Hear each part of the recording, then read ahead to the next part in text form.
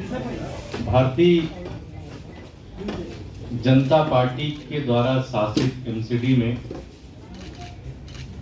दिल्ली का एक बहुत ही नामी गिरामी लाइब्रेरी आती है जिसका नाम है हरदयाल लाइब्रेरी। इस लाइब्रेरी में जो भी लोग काम कर रहे हैं उनको पिछले 18 महीने से तनख्वाह नहीं मिली है। कहा जा रहा है कि जी फंड नहीं है, इसी कारण तनख्वाह नहीं दी गई। जब निगमों का एकीकरण किया जा रहा था तो उस समय भारतीय जनता पार्टी के नेता कहते थे कि अब फंड की कोई दिक्कत नहीं आएगी, अब फंड में कोई प्रॉब्लम नहीं आएगी, अब सारा का सारा पैसा जो है वो केंद्र सरकार देगी। तो सबसे पहली बात तो यह है कि केंद्र सरकार हरदयाल लाइब्रेरी के कर्मचारियों को तनख्वाह क्यों नहीं दे रही है, उनको अभी तक तनख्वाह क्यों नहीं दी जा रही है, अभी तक उनको पैसे क्यों नहीं दिए जा रहे। आम आदमी पार्टी ने कई बार और हर बार ये बताया है कि निगम के कर्मचारियों को जो तनख्वाह नहीं मिल रहा उसका एक बहुत बड़ा कारण है कि भारतीय जनता पार्टी का भ्रष्टाचार है। आज हरदयाल लाइब्रेरी की मैं कहानी आपको बताना चाहता हूं। ये कहानी जब आप सुनेंगे तो देखेंगे कि क्या इस तरह से भी बेशर्मों की तरह भ्रष्टाचार हो सकता है क्या। इस लाइब्रेरी को चलाने की जिम्मेदारी एक कमेटी की होती है जिसके चेयरमैन मेयर साहब होते हैं, सेक्रेटरी कोई एक पार्षद होता है।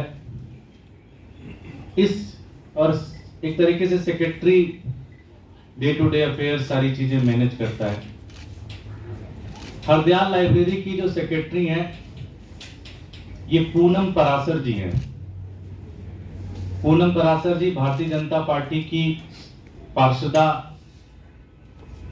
रही हैं कह लीजिए, या अभी कुछ दिन पहले जब से निगम भंग हुआ है तब तक वो पार्षदा रही हैं वहां की।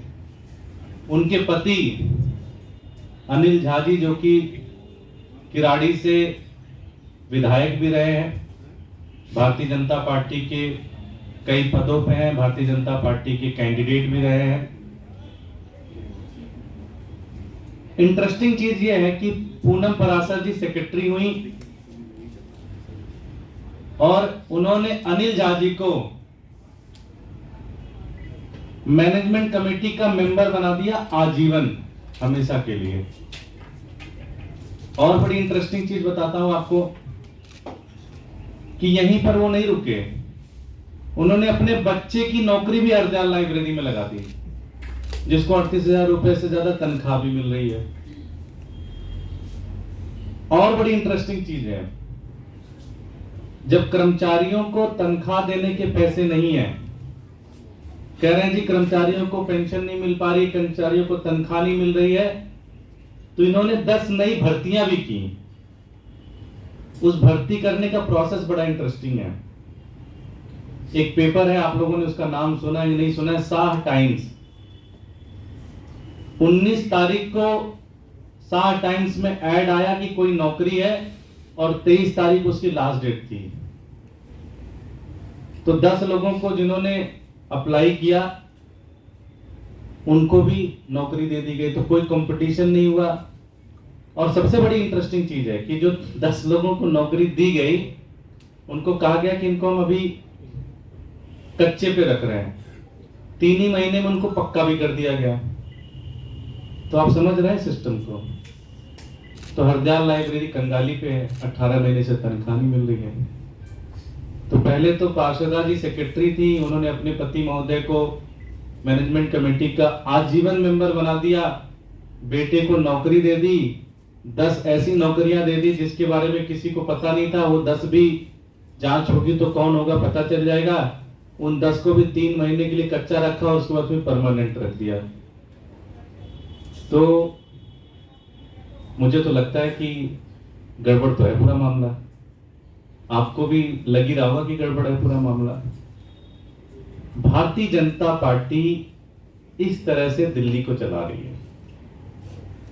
मैं भारतीय जनता पार्टी के एक एक कार्यकर्ता से पूछना चाहता हूं कि क्या इसे आप उचित मानते हैं जो उन्होंने आपकी पार्षदा ने किया। भारतीय जनता पार्टी के जो भी एलजी साहब आए हैं, उन्होंने दिल्ली वालों को बेईमान कहा है, दिल्ली वालों को चोर कहा है। मैं एलजी साहब आपको भी पत्र लिख रहा हूं, आपको सारी डिटेल सारे प्रूफ के साथ आपको पत्र लिख रहा हूं। मैं चाहता हूं कि आम आदमी पार्टी चाहती है कि आप इसकी जांच करें। जो सेक्रेटरी है उसका पति मैनेजमेंट कमेटी का चेयर मेंबर कैसे बन गया, उसने अपने बेटे की नौकरी कैसे लगा दी, 10 लोगों को शाह टाइम्स में एडवर्टीजमेंट डाल के भर्ती कैसे कर दी, और साथ ही साथ उन 10 लोगों को 3 महीने में परमानेंट कैसे कर दिया। इसकी जांच तो होनी चाहिए। और इसका जो भुगतभोगी है वो हरदयाल लाइब्रेरी का वो कर्मचारी है जो अपना जीवन लगाकर किताबों को सुरक्षित कर रहा है। दिल्ली के लोग पढ़े लिखे, उसकी व्यवस्था वो अच्छे से कर रहा है और उनको 18 महीने से तनख्वाह नहीं मिली है। तो आम आदमी पार्टी 2 मांग करती है। पहला तो केंद्र सरकार, जैसा उन्होंने प्रॉमिस किया था कि वो सारा पैसा देंगे, अब दिल्ली के अंदर डायरेक्ट फंड भेजेंगे, कर्मचारियों को तनख्वाह के लिए भटकना नहीं पड़ेगा, कर्मचारियों को तनख्वाह की कोई दिक्कत नहीं आएगी।